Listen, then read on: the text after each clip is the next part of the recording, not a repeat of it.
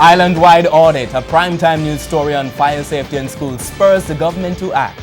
Good evening and thanks for joining us for Primetime News. A special welcome to viewers on onespotmedia.com.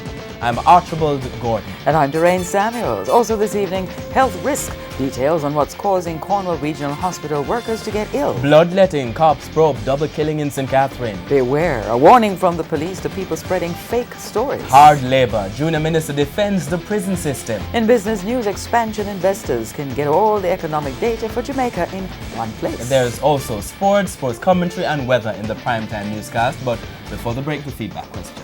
If a fire should break out at a school in your area, how prepared is the institution to deal with safety risks? Share comments online, facebook.com/Television Jamaica and tweet at Television Jam. Stay with us. Primetime News returns after this break.